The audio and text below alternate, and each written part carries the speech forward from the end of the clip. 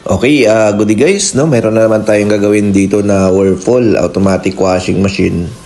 Ang sabi ng customer guys, meron daw itong ED2 error na nilalabas kapag ginagamit nila. No? So ngayon, ito ang ating titingnan kung maglabas siya ng ED2.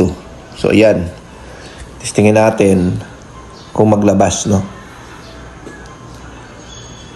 So ayan, no? Testing natin to guys, no? Tingnan natin kung maglabas siya ng error. Kasi guys, ang ED2, pagdating sa mga ganitong washing machine, dalawa ang pwedeng may sira dyan. Either yung control board or yung driver board. No? So, mas maganda kung maglabas siya ng error, mabilis natin siya ma-identify. No? So, yun guys, okay naman. I-test natin. Okay naman siya sa spin. No? Hindi naman siya naglabas ng ED2. Pero sabi ng customer, ay kapag ginagamit nila, laging hindi daw talaga nakakatapos, nag-i-dito yung error. So, pag ganito guys, ang gagawin namin dito, no, dahil hindi siya naglabas ng error, no, so siyempre, mahirapan tayo mag-identify kung aling board ang may problema, yung driver ba or yung control. So, ngayon, ang gagawin namin dito, i-check natin yung mga board nito sa likod, no. So, i-visualize na lang natin, no. Titingnan natin. Kasi mahirapan tayo, guys. Pero ang ano namin dito, unahin namin palit, guys, yung pinaka-driver board. Tapos, ipatesting natin sa customer, no. Bibigyan natin siya ng 1-month warranty. Ngayon, pag bumalik pa yung ED2 ulit, saka natin papalitan yung control board, no. So, ibig sabihin, sa panahon na ito, medyo manghuhula tayo ngayon, no? Kasi nga, hindi siya naglabas ng error. So, ito guys, nandito yung control board, no? Titingnan namin, sisilip namin to. Ito yung control board guys, no? Ayan, no? So, wala naman kami makitang sunog guys dito sa control board, no? So, okay naman, titingnan natin yung mga socket. Okay naman, wala naman tayong nakita, no? So, medyo ano lang, no? Kasi ang sabi niya daw, nung nilinis niya daw ito, nagamit niya pa ng isang bisis, tapos wala na. No, so ang common kasi talaga na problema, no, sa ED2 ay yung driver. Pero may mga ED2 error din na control board, no. So ngayon, yun nga ang sinasabi ko guys, na medyo manghula-hula tayo dito sa panahon nito. Kasi nga hindi siya naglalabas ng error.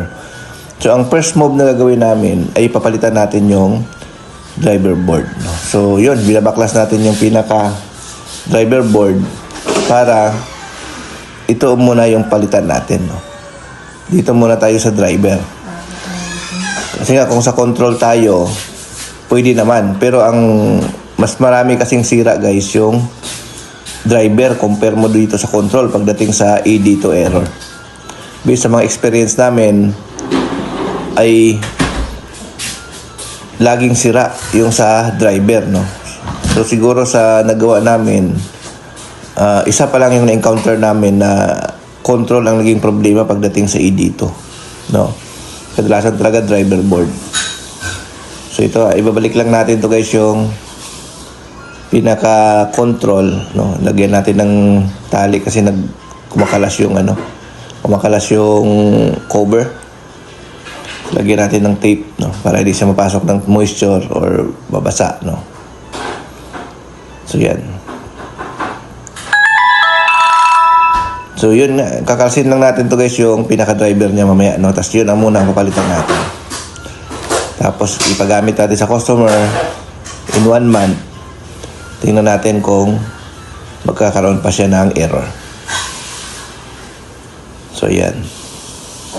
So ipipix lang muna natin to guys yung nandito bago natin palitan yung pinaka-driver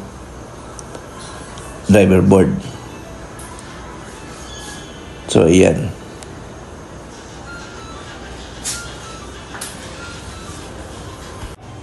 So, nandito pala tayo guys sa Mamatid, no? Dito tayo nag-service ngayon.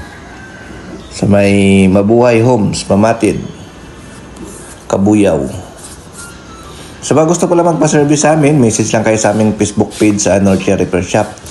No, available po sa atin yung parts na yan guys kung kailangan nyo. So, yan. No? So, ito guys, binubuksan na natin yung driver board, no? Tinanggal na natin. Kasi papalitan natin, no? So, siyempre, titingnan na rin natin kung anong condition nito. Pero ito talaga ang papalitan natin. Kasi ito yung duda namin na may problema. No? So, yan.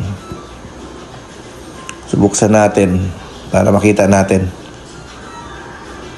Ayan. So, kung mapansin nyo guys, talagang iba na pala yung loob niya, oh. Binahayan siya ng langgam, no? Tapos ang iba ditong silikon, nagkatuklapan na. So, maaaring ito nga ang may problema, no? Yan. So, na siya guys, iba na yung appearance ng board na to. Ibig sabihin, binahayan siya ng langgam. So, ito muna ang palitan natin guys, no? Kasi ito talaga ang duda namin na may problema, no? Ayan, no? Pinasok siya guys ng langgam, binahayan. Ayan. Kaya, tingin ko ito talaga may problema. No? So, yun. Papalitan natin.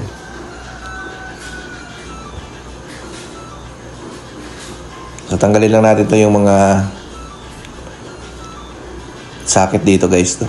So, dito, hindi tayo mahirapan tayo mag-test talaga kasi working siya. No? Hindi natin siya makuha. Kung iti-test natin siya, wala tayong makakitang problema kasi nga working yung unit. So, ang naging problema nito, pag umiinit na siya, doon na siya nagkakaroon ng problem. So, ito nga, titingnan natin yung mga wiring. Okay naman, wala naman siyang putol. Maliban lang doon talaga sa, sa binahaya ng